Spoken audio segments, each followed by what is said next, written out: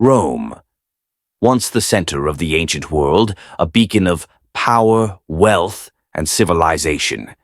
But today, all that's left are ruins, whispers of a time when the Eternal City ruled over vast lands and people, shaping history for centuries to come. Its fall is one of the most pivotal moments in history, marking the end of antiquity and the beginning of the Middle Ages. The burning question is, what caused this mighty empire to fall? More importantly, could modern civilizations suffer the same fate? Welcome back to the channel, where we dive deep into the pages of history to uncover the lessons that can shape our future. Today, we're tackling one of the most infamous collapses in history, the fall of Rome. But this isn't just a tale of ancient ruins and long-dead emperors. The fall of Rome offers urgent lessons for today's world, lessons that, if ignored, could spell disaster for modern superpowers. We're going to break down what caused this incredible empire to collapse, and more importantly, how it relates to the world we live in today. Stick around as we draw parallels between ancient Rome's decline and modern-day challenges. Let's dive in. To truly understand Rome's fall, we first need to grasp just how monumental its rise was. The Roman Empire, at its zenith, controlled vast territories that stretched from the deserts of North Africa to the cold, rainy islands of Britain. It covered an astonishing 2.5 million square miles and was home to over 70 million people, roughly one-fifth of the world's population at the time. No empire in the ancient world had ever achieved such a scale. From the legions that built roads and bridges across Europe to the bustling marketplaces of cities like Carthage and Alexandria, the reach and influence of Rome were unmatched. Rome wasn't just about military might, it was an economic powerhouse. The empire's infrastructure was revolutionary, from its complex legal systems and governance to the iconic Roman roads that stretched thousands of miles connecting its far-flung territories. Roman law, engineering, and military tactics were far ahead of their time, laying the groundwork for much of modern Western civilization. But, as impressive as this all sounds, the seeds of its eventual downfall were sown during its greatest moments of triumph. When historians talk about the fall of Rome, they often point to a series of key factors: political instability, economic decline, military defeats, and social decay. Each of these played a significant role in the empire's collapse, but none of them acted in isolation. They were interconnected, feeding into one another, creating a perfect storm that ultimately brought down one of the most powerful empires the world has ever known. Let's start with political corruption and instability, one of the most critical factors that contributed to Rome's collapse. The Roman Empire, particularly in its later years, was plagued by weak and often corrupt leadership. As the empire grew larger, it became harder to manage, and the political structure began to buckle under its own weight. The system of government, once relatively efficient, became a battlefield for ambitious men who sought power not for the good of Rome, but for their own gain. In the late empire, assassinations, coups, and civil wars became commonplace. Emperors were overthrown with alarming regularity, sometimes ruling for mere months before being assassinated or replaced. The infamous crisis of the 3rd century saw more than 20 emperors rise and fall in just 50 years.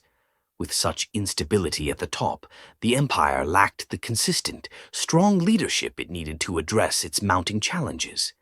This constant infighting and lack of direction left the empire vulnerable to both internal decay and external threats. When political leaders are more focused on their own survival and personal gain than on the welfare of their people, it creates a vacuum of power. And into that vacuum, corruption, greed, and mismanagement rush in. Sound familiar?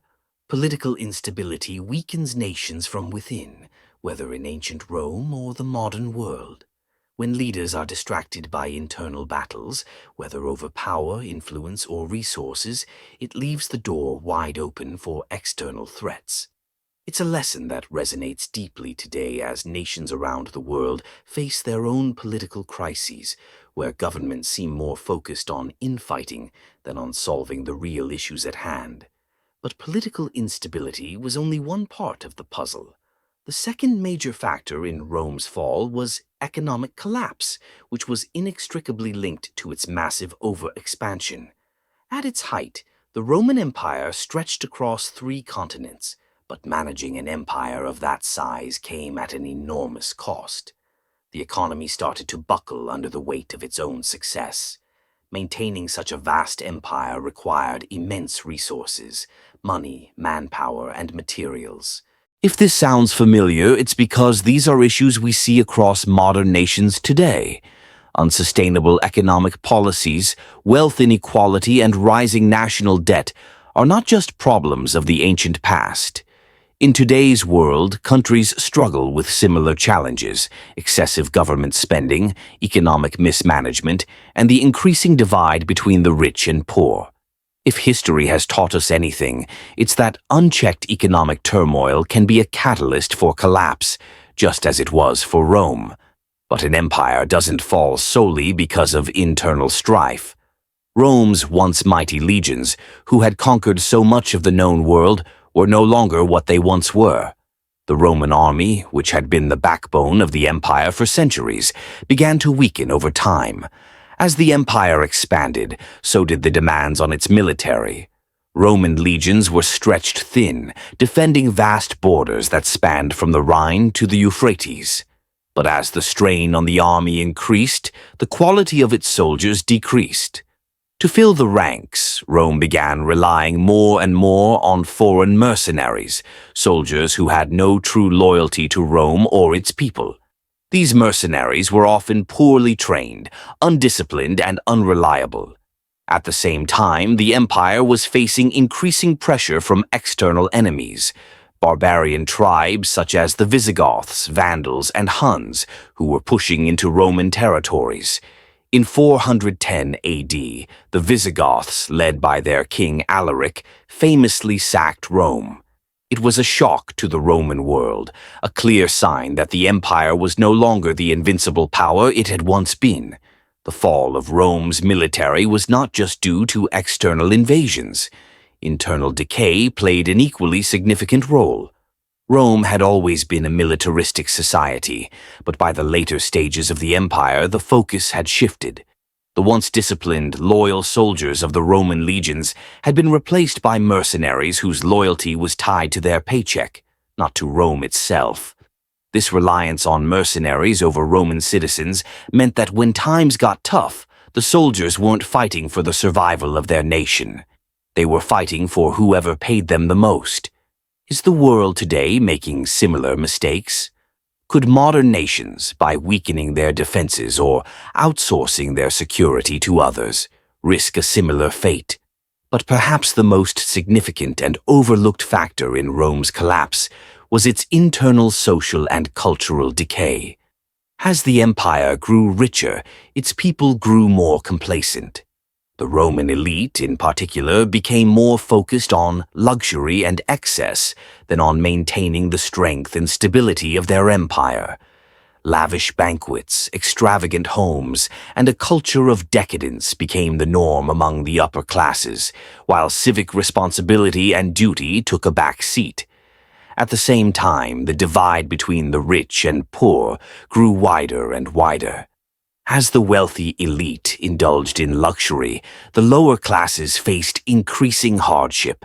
The sense of shared responsibility that had once united Roman citizens began to erode, replaced by a culture of self-interest and apathy.